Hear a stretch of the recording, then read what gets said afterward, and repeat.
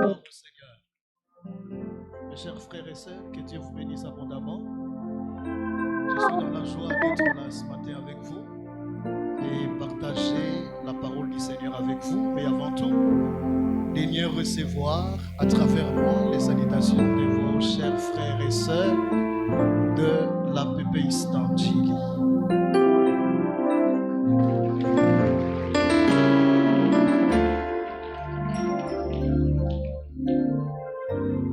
Tout en restant debout, s'il vous plaît, nous allons lire quelques versets dans la parole du Seigneur. Nous lirons 3 différents chapitres. Nous allons juste glaner quelques versets. Le premier chapitre, c'est le 7e du livre de Josué. Le 7e chapitre du livre de Josué.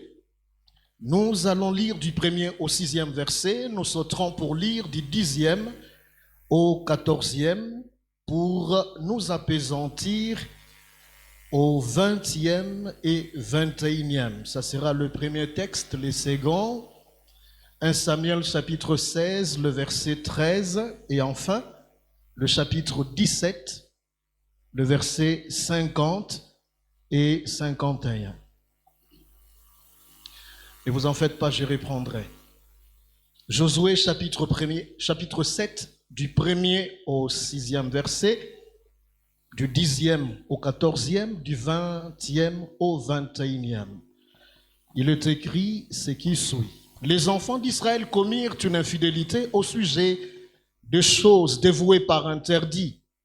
Akan, fils de Carmi, fils de Zabdi, fils de Zérak, de la tribu de Juda, prit des choses dévouées. Et la colère de l'Éternel s'enflamma contre les enfants d'Israël. Josué envoya de Jéricho des hommes vers Zaï, qui est près de Bethaven, à l'orient de Bethel. Il leur dit, montez, explorez le pays. Et ces hommes montèrent et explorèrent Haï. Ils revinrent auprès de Josué et lui dirent, il est inutile de faire marcher tout le peuple. 2 ou 3 000 hommes suffiront pour battre Haï. Ne donne pas cette fatigue à tout le peuple, car ils sont en petit nombre. 3 000 hommes environ se mirent en marche, mais ils prirent la fuite devant les gens d'Haï. Les gens d'Haï leur tuèrent environ 36 hommes. Ils les poursuivirent depuis la porte jusqu'à Shebarim et les battirent à la descente. Le peuple fut consterné et perdit courage. Josué déchira ses vêtements et se prosterna jusqu'au soir le visage contre terre devant l'arche de l'Éternel, lui et les anciens d'Israël. Et ils se couvrirent la tête de poussière. Verset 10. L'Éternel dit à Josué, lève-toi, pourquoi restais-tu ainsi couché sur ton visage? Israël a péché. Ils ont transgressé mon alliance que je leur avais prescrite. Ils ont pris des choses dévouées par interdit. Ils les ont dérobées et ont dissimulées. Et ils les ont cachées parmi leurs bagages. Aussi les enfants d'Israël ne peuvent-ils résister à leurs ennemis? Ils tourneront les dos devant leurs ennemis, car ils sont sous l'interdit. Je ne serai plus avec vous si vous ne détruisez pas l'interdit du milieu de vous. Lève-toi, sanctifie le peuple. Tu diras, sanctifiez-vous pour demain, car ainsi parle l'Éternel, les dieux d'Israël. Il y a de l'interdit au milieu de toi, Israël. Tu ne pourras résister à tes ennemis jusqu'à ce que vous ayez ôté l'interdit du milieu de vous.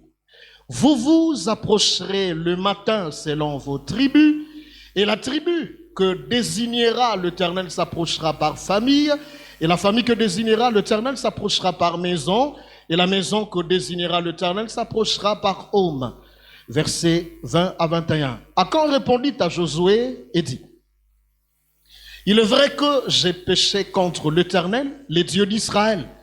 Et voici ce que j'ai fait. J'ai vu dans le butin un beau manteau de chinéar, 200 cycles d'argent et un lingot d'or du poids de 50 cycles. Je les ai convoités et je les ai pris Ils sont cachés dans la terre au milieu de ma tente et l'argent est dessus.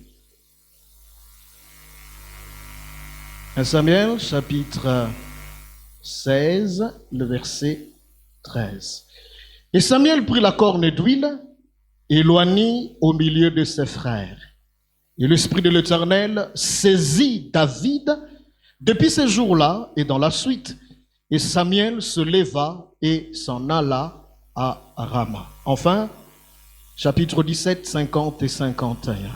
Et David, avec une fronde et une pierre, fut plus fort que le Philistin et frappa le Philistin et le tua. Et David n'avait pas d'épée en sa main.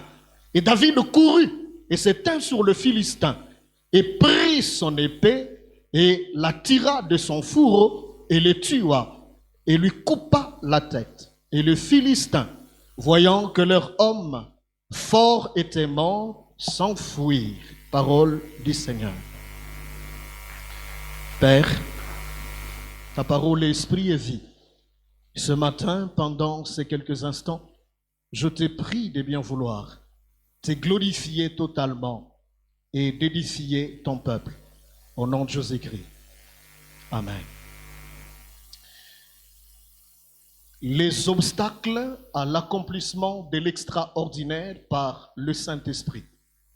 Les obstacles à l'accomplissement de l'extraordinaire par le Saint-Esprit. Tel est le thème autour duquel nous allons nous entretenir pendant le temps qui m'est imparti. Les obstacles à l'accomplissement de l'extraordinaire par le Saint-Esprit. Bien-aimés frères et sœurs, je vais m'introduire avec ces postulats.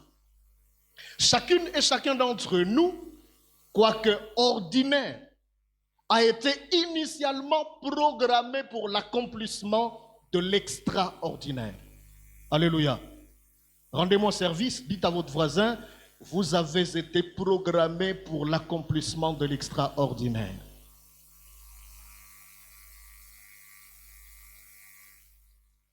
En effet, lorsque nous lisons la parole de Dieu, nous allons nous rendre compte qu'il est attesté noir sur blanc que nous avons été créés à l'image et à la ressemblance de Dieu.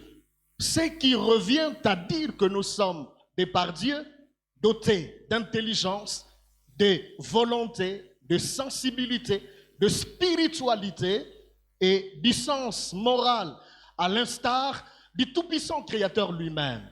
Ces 5 facultés divines en nous nous distinguent de toutes les autres créatures qui existent, d'une part, mais de l'autre, nous confèrent une position de domination et de gestion de la création de Dieu. Alléluia. Bien au-delà de ça, la capacité que Dieu a placée en nous, la capacité qui nous permet de nouer une relation vivante, une relation personnelle, une relation authentique, ainsi que d'une communion intime avec Dieu, constitue un autre atout majeur pour ce faire. Ce matin, frères et sœurs, je suis venu dire à quelqu'un qu'en dépit de ce que vous êtes, en dépit de ce que vous possédez, le Créateur vous a programmé à la réalisation de l'extraordinaire dans n'importe quel domaine de votre vie. Est-ce que quelqu'un croit à ça? Peu importe ce que vous êtes. Même si vous n'avez pas un diplôme de graduat, de licence, de docteur, je ne suis pas contre tout ça là. J'encourage parce que Dieu aime la science. Il est lui-même le plafond de la science. Quand vous en avez les moyens, il faut foncer. Mais vous pouvez ne pas en avoir. Vous pouvez être ce que vous êtes aujourd'hui. La vérité est que Dieu vous a programmé pour l'accomplissement de l'extraordinaire. Alors dites-vous avec foi, je peux accomplir l'extraordinaire n'importe où, n'importe quand et n'importe comment par la grâce de Dieu. Alléluia. Et toute ma prière est qu'à travers vous, le Saint-Esprit accomplisse l'extraordinaire. Vous savez, quand nous parlons de l'extraordinaire, c'est ce qui va au-delà de l'ordinaire. L'extraordinaire, c'est ce qui outrepasse les limites du faisable, du réalisable par l'ordinaire, par les hommes, par les personnes ordinaires. Et ce matin, je voudrais que nous sachions que le rendez-vous que Dieu nous fixe en pensée, en parole, en action, en conduite, le rendez-vous que Dieu nous fixe n'est pas le rendez-vous de l'ordinaire, mais le rendez-vous de l'extraordinaire. C'est pourquoi le Seigneur pouvait dire à ses disciples, si vous saluez seulement ceux qui vous saluent, que faites-vous d'extraordinaire? Autrement dit, en quoi êtes-vous extraordinaire? Et nous comprenons par là que Dieu attend de nous la réalisation de l'extraordinaire. Bien-aimés dans le Seigneur, il y a beaucoup de facteurs qui concourent à la réalisation de l'extraordinaire. Un des facteurs, comme je viens de le dire, c'est le fait que vous et moi soyons créés à l'image et à la ressemblance de Dieu. Et que par conséquent, nous sommes dotés d'intelligence, de volonté, de sensibilité, de spiritualité et du sens moral. Mais un autre facteur déterminant, c'est le fait que nous soyons habités par le Saint-Esprit. Raison pour laquelle l'Éternel pouvait dire à quelqu'un dans la Bible qui était à court de ses moyens, en lui disant que ce n'est ni par la puissance, ni par la force, mais par mon esprit. J'aimerais dire à quelqu'un, il y a de réalisations extraordinaires que vous accomplirez, qui ne dépendront pas de votre expertise, du degré, de votre carnet de relations, qui ne dépendront pas de ce que vous êtes ou de ce que vous avez, mais qui dépendront de celui qui habite en vous. La Bible déclare qu'en réalité dans l'homme, c'est l'esprit, le souffle du Tout-Puissant qui donne l'intelligence. Raison pour laquelle je parle ce matin de l'accomplissement de l'extraordinaire par le Saint-Esprit. Cependant, malgré ces vérités bibliques incontestables, malgré tous les potentiels que Dieu a enfouis en chacune et en chacun de nous, force est de constater que certains d'entre nous n'arrivons pas à accomplir l'extraordinaire dans tel ou tel autre domaine de notre vie. Et c'est ce qui nous pousse à nous remettre en question. Tous ces potentiels enfouis à nous par Dieu, pas par nos ancêtres, mais par Dieu lui-même. Nous sommes à l'image du Tout-Puissant. Autrement dit, parce que Dieu est créateur, je peux créer. Parce que Dieu est tout-puissant, je peux manifester la toute-puissance de Dieu partout autour de moi. Parce que Dieu est saint. Même si le monde d'aujourd'hui est de plus en plus dévergondé, je peux vivre dans la sainteté. Je peux prendre des ailes comme l'aigle et m'envoler au-dessus de l'immoralité, de la corruption. Pas à cause de moi-même, mais parce que le Saint-Esprit me rend capable de le faire. Mais pourquoi n'accomplissons-nous pas l'extraordinaire au quotidien? C'est la question. C'est la question.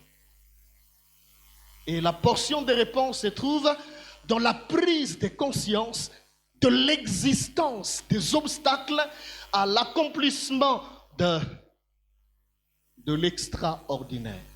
Et c'est autour de ça que j'aimerais nous entretenir. Quels sont les obstacles à l'accomplissement de l'extraordinaire par le Saint-Esprit? Ça sera l'unique problématique de mon intervention avant que nous ne puissions prier. Avant de vous en fournir la liste, laissez-moi nous replacer dans les contextes. Le premier texte que nous avons lu, nous le connaissons très bien.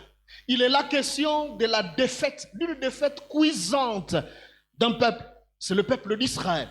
Et comme vous le savez, le peuple d'Israël est le peuple de Dieu. Le peuple que Dieu a choisi. Et c'est ce peuple-là qui échoue qui récolte une défaite cuisante devant un tout petit peuple. Un tout petit peuple composé de 12 000 hommes, 12 000 personnes à peine. Ce peuple-là est habitué à remporter des victoires extraordinaires. Et lorsque nous retournons en arrière, nous allons nous rendre compte qu'il y a quelques moments seulement que ce même peuple-là venait de remporter une victoire écrasante sur un grand peuple, une grande nation. C'est Jéricho. Vous connaissez la description qui est faite de Jéricho. La Bible dit que Jéricho était barricadé triplement. Mais aucun enfant d'Israël n'avait brandi son épée contre cette nation forte, suffisamment sécurisée. L'Éternel a révélé stratégie et finalement ils ont remporté la victoire. Dieu, par sa puissance, a fait écrouler les murs. Le peuple ici est un peuple dont l'écho des victoires était tellement porté au loin qu'il effrayait le roi tout au long de son parcours. Tous les autres rois avaient peur de lui. À telle enseigne qu'un roi n'a pas hésité un jour à se taper un magicien de haut rang pour qu'il vienne fragiliser spirituellement. Parce que Balak avait compris que le secret de la victoire d'Israël ne résidait pas dans sa capacité militaire. Le secret de la victoire d'Israël n'était pas dans la puissance de son armée. Non. Le secret de la victoire, le secret de victoire d'Israël résidait dans la présence de celui qui le prenait en charge, de celui qui marchait au milieu de lui. Et celui-là s'appelle l'Éternel des armées. Et quand il intervient en faveur de son peuple, il est capable de mobiliser créatures et créations en vue de couronner son peuple de victoire. Waouh! Rien n'est aussi merveilleux que d'être pris en charge par l'Éternel. Frères, sœurs, quand l'Éternel combat pour vous, il mobilise tout en votre faveur. Dieu mobilise et la création et le créature, pourvu que vous soyez couronnés de victoire. Figurez-vous un jour, le peuple de Dieu est en pleine guerre. Il est en guerre. Et puis la Bible va dire que le Seigneur fit pleuvoir du ciel une pluie de pierres. Une pluie de pierres, figurez-vous. Donc vous êtes là, vous armés adverses, vous êtes tellement bien armés, tellement bien entraînés. Vous êtes là étudiant la stratégie des combats contre Israël. Et puis tout d'un coup, essayez de vous représenter un militaire qui manie, qui manipule son Kalachnikov. Pendant que tu manipules Kalachnikov là, et puis il y a moellon qui descend sur la tête. Essayez de vous représenter un général avec toute son équipe dans son QG qui étudie les plans d'action, les plans stratégiques. Et puis là, ce n'est pas moellon, là c'est rocher. Rocher débarque, écrase, et généraux, et tout ce qu'il y a là. Bien-aimés dans le Seigneur, vous êtes l'homme le plus heureux de la terre. Vous êtes la personne la plus privilégiée du monde. Tant que l'Éternel sera avec vous, vous n'avez à craindre ni l'intensité, ni la grandeur, ni le nombre, ni la puissance des armées qui se mobiliseront contre vous. Car celui qui est avec vous est plus fort. Ah, il est plus fort. Il est plus fort que n'importe quelle armée. Mais vous savez, malgré tout ça, le peuple ici a essuyé une défaite cuisante, comme je le disais. Tout simplement parce que une seule personne, figurez-vous, ce n'est pas tout un peuple qui a péché. C'était une seule personne. Et la personne là, c'est Akan. Pendant qu'il remportait la victoire, l'Éternel a renversé le mirail. Akan, mu par la convoitise, a vu des objets. Alors que quand vous lisez Josué chapitre 6, le verset 18 à 19, Josué mettait déjà en garde le peuple contre l'interdit. Il était formellement interdit de toucher à l'interdit. Il en avait conscience. Mais tellement qu'il était saisi par la convoitise, il a vu l'argent, l'habit, des biens précieux, il les a convoités, il les a pris. Et à cause de cet individu-là, tout un peuple a été condamné à la défaite. Alléluia. Et jusqu'à ce que le Seigneur a révélé à son serviteur la cause de la défaite. Parce que Josué était là, pleurnichant, se lamentant. Et Dieu lui dit, lève-toi, ça ne sert à rien que tu te comportes comme ça. La solution n'est pas à te prosterner. La solution est à identifier qui a péché et à faire justice. C'est ce qui fit fait. Dans le deuxième texte que nous connaissons bien, là il est question d'un jeune homme. Il s'appelle David. Et ce jeune homme va relever, va ôter, j'aime, ça sort de sa propre bouche au verset 26. Ça sort de sa propre bouche. Cet homme-là va ôter sur tout un peuple l'opprobre qui lui a été lancé depuis 40 jours. Vous connaissez l'histoire. Il y a guerre entre Philistins et Israël. Et puis du coup, un géant débarque pour défier Israël, pour dire, non, je n'ai pas besoin de... Il n'est pas question que nous combattions armée contre armée. Il faut individu, champion contre champion, héros contre héros. Et moi, je suis le héros des Philistins. Sortez-moi votre héros et nous allons nous combattre. C'est lui qui l'emportera sur l'autre. Sa nation sera assujettie à la nation qui va remporter la victoire. La Bible déclare que le défi était lancé pendant 40 jours. 40 jours. Ni le roi, qui dans ses attributions est appelé à défendre son peuple, sa nation, ni les généraux. Saül avait des vaillants généraux. De leur nombre, on compte Abner, un puissant général. Ni Abner, ni les autres généraux, ni aucun soldat n'a pu relever ce défi pendant 40 jours. 40 jours, s'il vous plaît. Quelle humiliation! Un individu sortait comme ça là, en dépit du fait qu'il était très élancé, très robuste, en dépit du fait qu'il était un gabarit. Il vient, il sort le matin, il vient le soir, il insulte, il maudit. Et il n'y a personne pour relever ça. Personne. Jusqu'à ce qu'un bout d'homme, c'est David, qui va débarquer, non pas pour combattre dans les rangs de l'armée, mais il vient pour apporter de vivre à ses frères qui étaient dans l'armée et qui se sont retranchés comme les autres. Et c'est quand il débarque qu'il va entendre les mêmes paroles que tout le monde a entendues, qu'il va voir la même personne que tout le monde a vue. Mais parce qu'il était différent de tout le monde, il va réagir différemment de tout le monde. Et c'est lui qui va relever le défi des 40 jours. Il va défier Goliath, il va les combattre, il va les renverser, il va le décapiter, il va les tuer. Et l'opprobre est ôté sur Israël. J'aimerais dire à quelqu'un, je ne sais pas ce que vous représentez devant votre famille, mais de la part du Seigneur, j'aimerais te dire que c'est par toi que l'opprobre de la famille sera ôté. C'est par toi que l'opprobre de la famille sera ôté. Ce que tout le monde n'a pas su faire, toi tu le feras.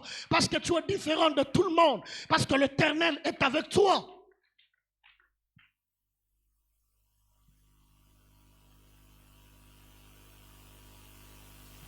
Bien-aimés dans le Seigneur, voici le premier obstacle de nature à nous empêcher d'accomplir l'extraordinaire dans tel ou tel autre domaine de notre vie. Le tout premier, c'est le péché. Est-ce que vous pouvez m'aider pour dire à votre voisin le péché?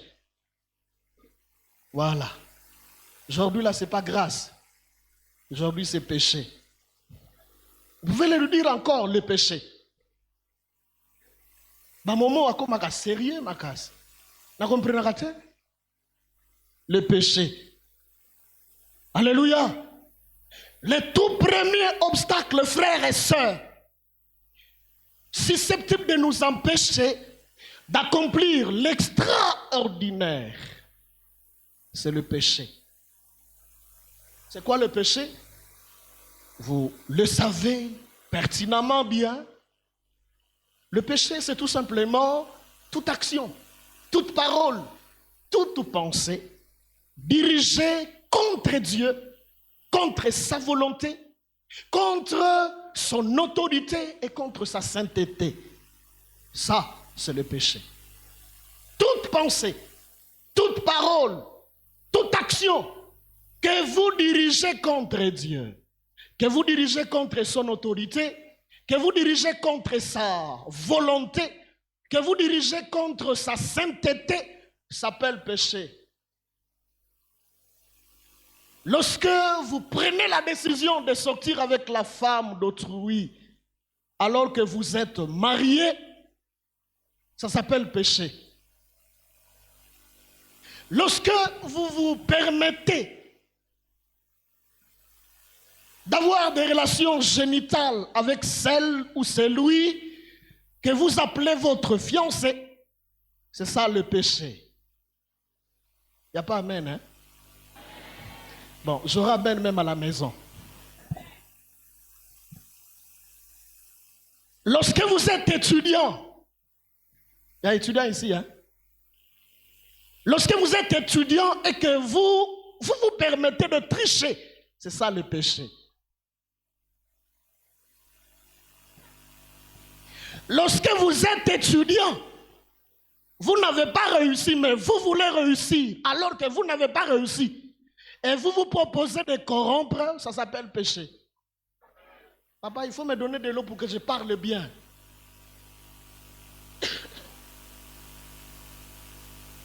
Lorsque vous êtes professeur d'université, oh, quel honneur, quel privilège, messieurs les professeurs. Mais lorsque vous donnez aux étudiants des points sexuellement transmissibles, excusez-moi de le dire comme ça, je dis respect pour vous. Hein? De quoi? IST? PST. Voilà. Vous êtes professeur, c'est vous qui avez le sommet de la science, et puis vous vous dites, non, non, pour réussir dans mon cours ici, il faut... Vous péchez, professeur. Vous êtes ingénieur, vous êtes technicien. Une famille vous aborde, vous demande d'établir un devis. Vous gonflez les montants. Hein? Vous faites deux devis. Le premier à présenter au boss, c'est là où il y a des coûts exorbitants. Mais l'autre là, c'est pour vous. C'est le devis pour aller acquérir les histoires à moindre coût. Pour que vous gagniez tous les excédents. Vous péchez contre Dieu. Lorsque vous êtes en famille, mais vous êtes injuste, vous vivez dans l'injustice, ça s'appelle péché. Est-ce que quelqu'un peut acclamer très fort le Seigneur?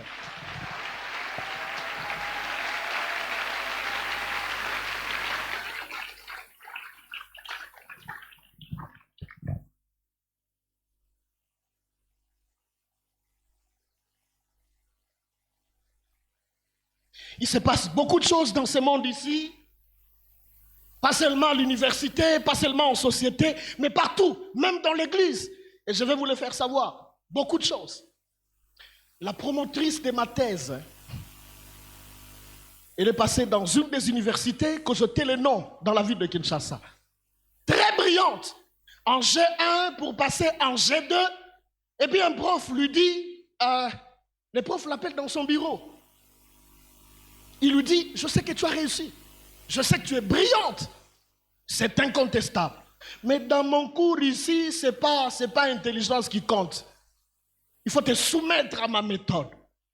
Et le prof la regarde, plutôt, la dame à l'époque le regarde et lui dit, monsieur le professeur, vous avez l'âge de mon père. Je ne peux pas me permettre de sortir avec vous. Et même si vous aviez mon âge, je ne me rabaisserai pas à ce niveau. Je suis désolé, je ne peux pas faire ça. Comme ça là, première année, la dame là a échoué. La deuxième année, la même chose. Elle a échoué. Et vous savez ce qui arrive la troisième fois, n'est-ce pas? Elle a été... C'était naf. Elle est partie. La dame là est allée à Ndesha, à Kananga. Elle est allée faire la théologie là-bas.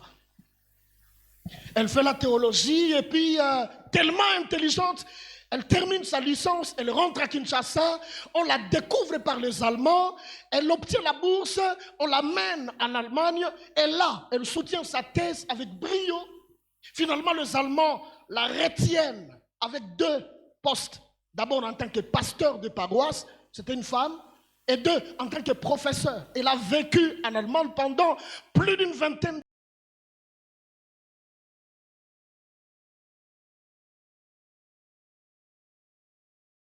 dans un bus en commun, et Dieu s'est arrangé pour que les professeurs là soient aussi dedans. Et puis le professeur la découvre en premier. Et là, le prof dans sa tête, la fille là avait été refusée partout, parce que lui est tellement puissant. Et ils se dirigeaient tous vers RTNC comme ça là, la prof descendait à l'UPC. Et les profs ne savaient pas. Pour l'humilier, pour se moquer d'elle, il va lui poser la question, demoiselle, bon, je ne sais pas si tu es devenue madame, mais je préfère t'appeler demoiselle, sous un ton empreint d'orgueil professoral.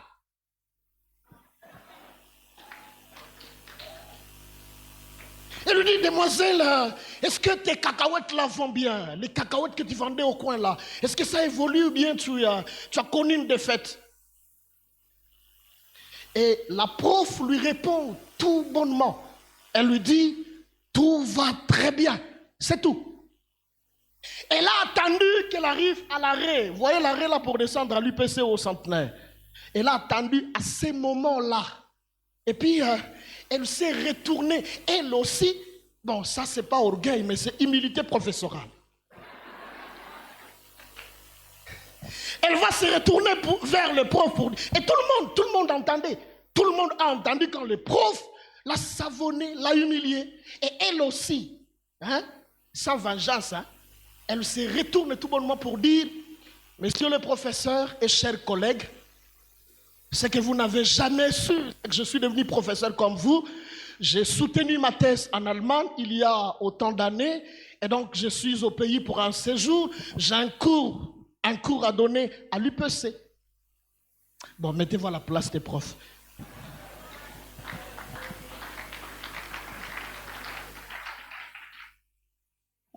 Je voudrais tout simplement encourager quelqu'un par cette expérience vécue par quelqu'un.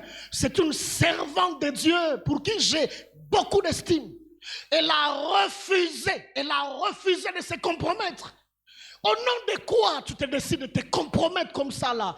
Au nom du manque de gîte, des habits, de lotions ou de quoi que ce soit? Au nom de quoi? Même si ta famille, ton père est le président de tous les pauvres du monde, je ne l'insulte pas. Au nom de quoi tu acceptes de te dénaturer, de te dégrader en péchant, en livrant ton corps pour, même si c'était 10 000 $. Est-ce que vous pensez que 10 000 $ c'est beaucoup d'argent?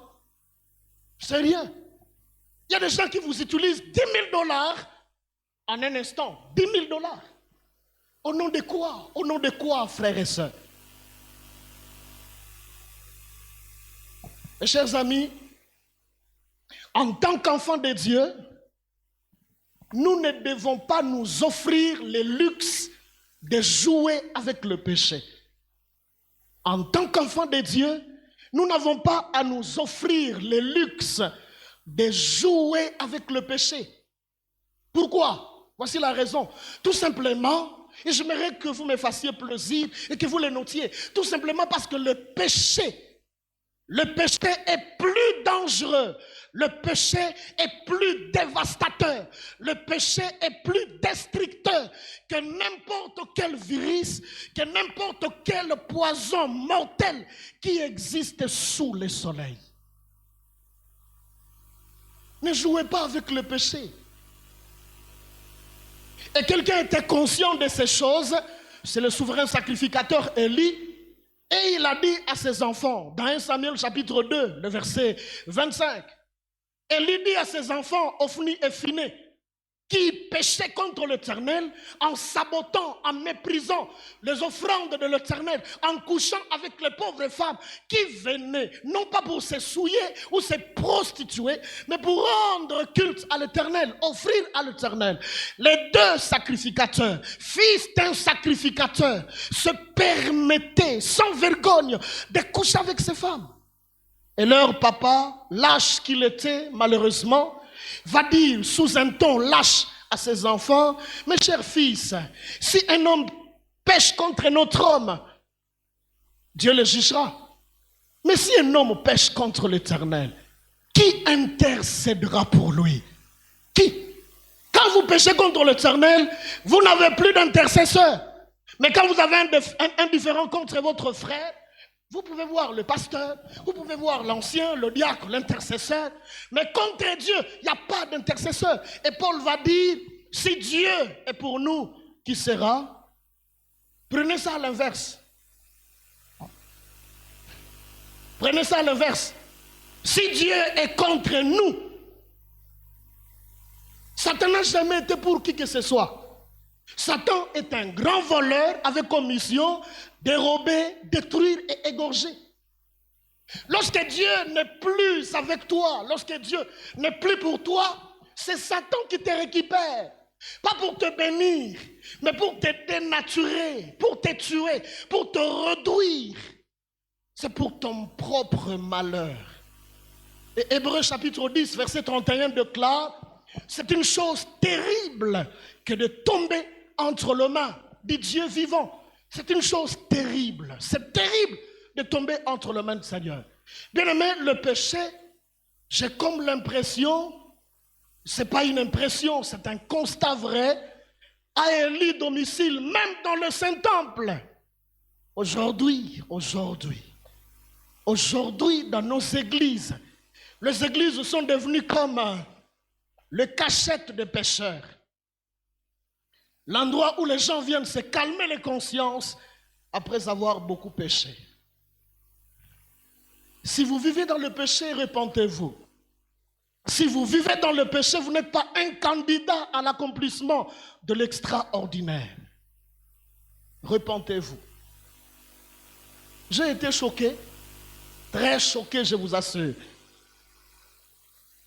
Une maman dire, elle avait un problème sérieux. Les mamans, vous êtes là, hein? Est-ce que les mamans peuvent acclamer le Seigneur? Chère maman, vous savez que vous êtes naturellement sensible. Mais faites l'effort de gérer votre sensibilité naturelle. Si vous ne la gérez pas, très facilement vous tombez dans la naïveté. Et c'est le cas de cette maman dont je vais vous faire part. Vous n'allez pas vous en revenir si on nous apprenait le nom de celui qui a fait ce forfait ici. Maman a un problème. Maman rencontre le pasteur parce que c'est son pasteur. C'est une grande église. Hein? D'après nous, humains, c'est une grande église de la place, ici même, dans la ville de Kinshasa. Et maman de dire à son pasteur, j'ai tel problème, et le pasteur qui dit, non, je vais moi-même porter ce fardeau avec toi. Et le pasteur propose une retraite à cette maman. Maman se dit, pasteur, va entrer en retraite avec moi. Mais quel privilège, quelle occasion. Et maman prend disposition, elle entre en retraite. Une fois en retraite, ça coïncide que maman était dans sa période bénie, dans sa période menstruelle si vous voulez. Et puis un bon matin, maman se soigne et puis elle dégage son histoire, cette histoire-là que vous connaissez bien, et elle le jette dans la poubelle. Ça coïncide, le pasteur qui est en retraite avec lui passe. Et le pasteur voit ce que maman dépose là-dedans. Aux yeux de la maman, le pasteur ouvre la poubelle, récupère cette histoire-là, cette bande hygiénique, remplie de tout ce que vous savez, la déballe et se met à la presser dans sa bouche en présence de la maman avec laquelle il est entré en retraite. Alors dites-moi si c'est un serviteur de Dieu. Ici, là, ce n'est pas à Onatra. Bon, je ne dis pas que ça se fait à Onatra. Ce n'est pas dans le monde, c'est dans l'église. Dans l'église. Et celui qui fait ça, c'est l'homme le plus respecté, l'homme de Dieu. Le péché. Bien-aimés dans le Seigneur, 3 petites observations sur le péché. La première, à la lumière du texte que nous avons lu. La première, c'est que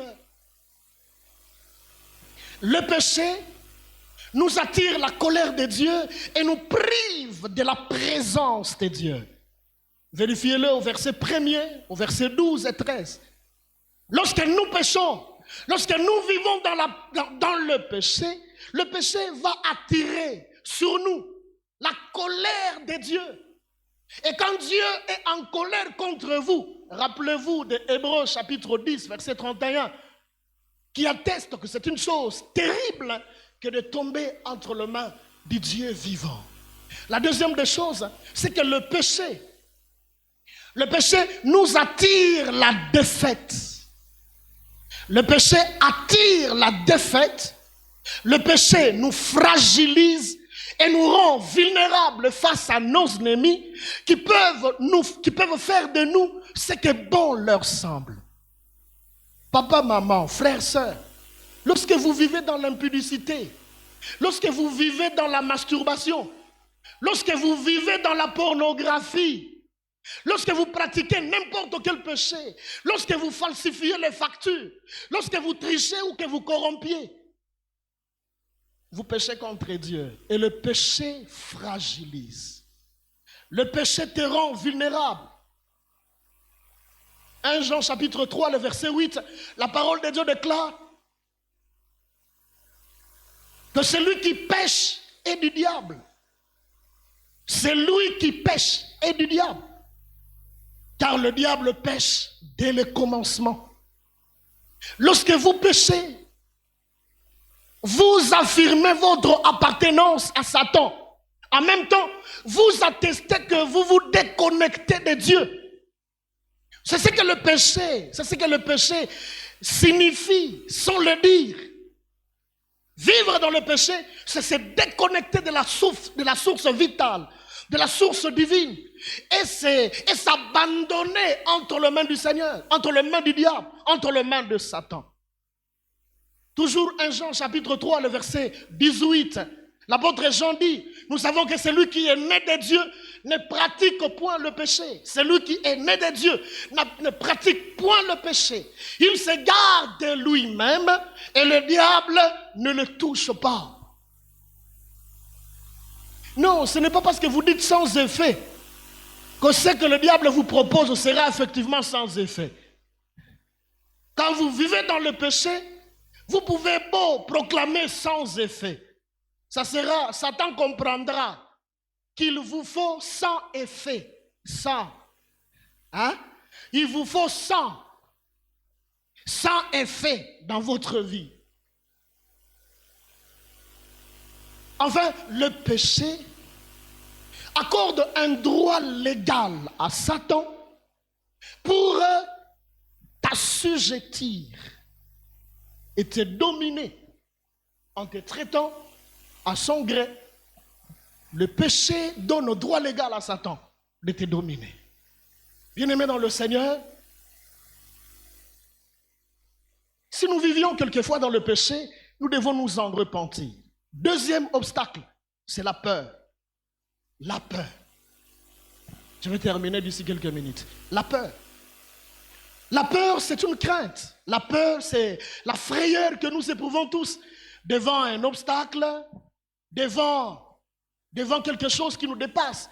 Et Dieu lui-même sait que nous avons naturellement peur. Comme par un mécanisme de défense. Nous avons peur devant un danger, nous avons peur devant un adversaire qui soit plus fort que nous. Et c'est le cas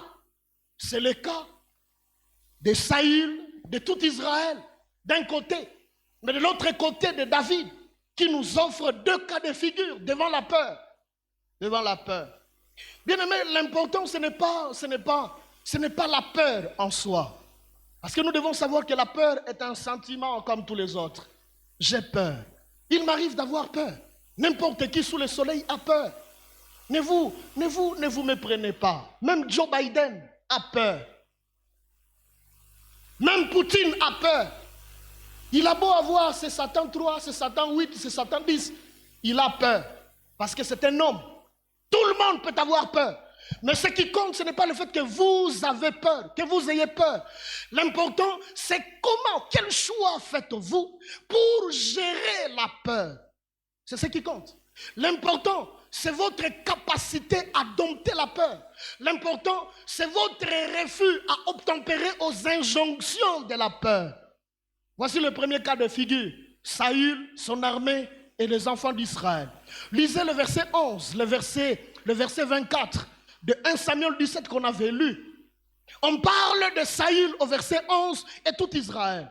Après avoir entendu les paroles de Saül, de Goliath, j'allais dire, la Bible dit, ils furent saisis d'une grande peur. Une grande peur. C'était le roi, c'était toute l'armée. Au verset 24, quand ils ont vu Goliath, tout le monde a battu retraite. Ils ont entendu et ils ont vu. Ils ont réagi par la peur. Non, ils ont eu peur et la peur leur a dicté une ligne de conduite. C'était la fuite. C'est le premier cas de figure. Le deuxième cas de figure, c'est David.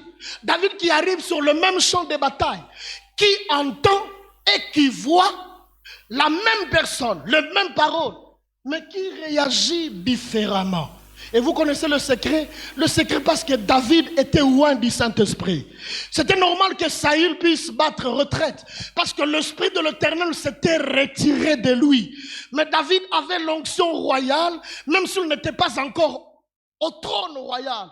Et Saül était encore sur le trône royal, mais n'avait plus l'onction royale parce qu'elle était retirée. Alléluia. Et David a ôté l'opprobre. Bien-aimés dans le Seigneur, la peur empêche. La peur nous empêche d'avancer. La peur nous empêche d'engager et d'exprimer pleinement notre foi dans le Seigneur. Rappelez-vous de Marc chapitre 4, verset 40. Vous connaissez l'épisode de la traversée, la tempête qui secoue la barque avec le disciple dedans, le Seigneur Jésus-Christ lui-même dormant à la poupe, après avoir déployé tous leurs efforts, n'aboutissant à rien, les disciples vont finalement se décider de réveiller Jésus.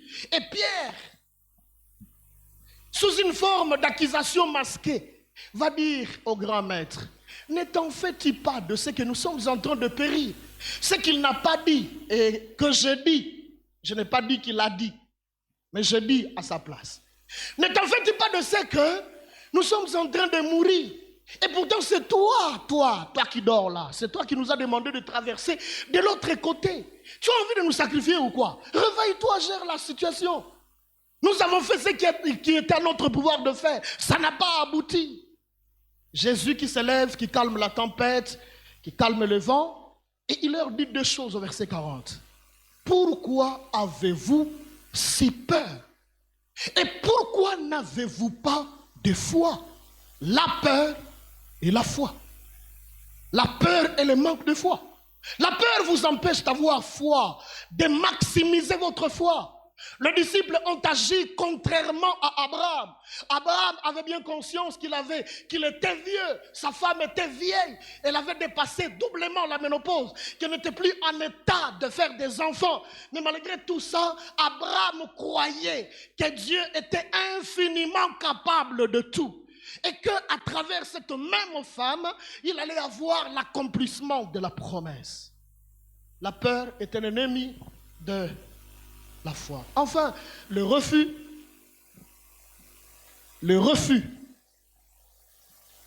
d'être rempli et d'être conduit par le Saint-Esprit.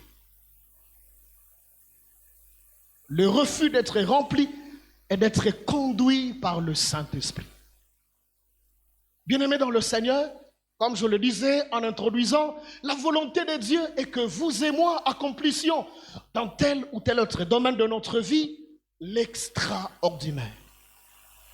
Un des obstacles, c'est lorsque nous refusons d'être remplis du Saint-Esprit et de nous laisser conduire par lui.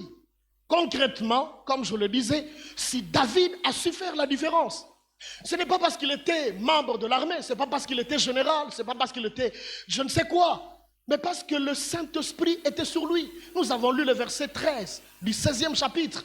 L'Esprit de l'Éternel, dès le jour où il a été oint par Saül, s'est saisi de ces David. C'est pourquoi il a fait la différence. Et si vous voulez faire la différence en accomplissant l'extraordinaire, vous devez accepter d'être rempli et de marcher selon le Saint-Esprit. Concrètement, cela signifie tout simplement que nous nous soumettions à l'autorité, à la direction, à l'influence et à la toute-puissance du Saint-Esprit, de manière à ce que toute notre conduite en soit affectée. Bien-aimés frères et sœurs, Dieu veut que nous accomplissions l'extraordinaire. Mais il y a des obstacles à cela. Le Seigneur m'a mis à cœur de le mettre en lumière pour que nous puissions le gérer conformément à la parole de Dieu. Vous vivez dans le péché, repentez-vous. Vous avez peur, renoncez à la peur. Gérez votre peur, domptez-la. Et soyez remplis du Saint-Esprit. Laissez-vous conduire par le Saint-Esprit. Que Dieu vous bénisse abondamment. Est-ce que nous pouvons nous lever?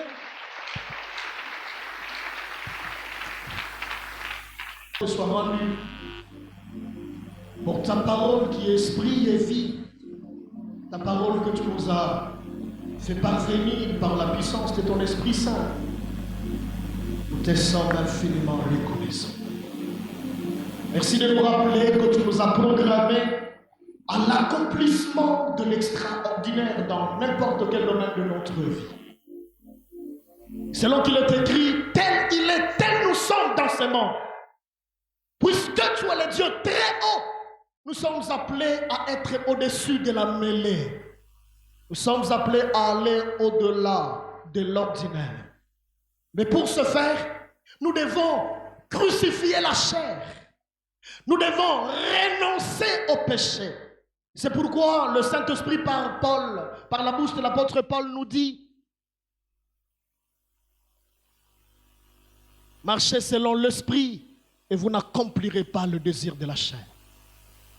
Cher Saint-Esprit, touche les cœurs de tes enfants que nous sommes, afin que nous fassions les bons choix qui consistent à renoncer au péché, à crucifier la chair, à renoncer au monde, à nous soumettre à ton autorité, à ta direction, à ton influence et à ta toute-puissance, de manière à ce que toute notre vie en soit affectée.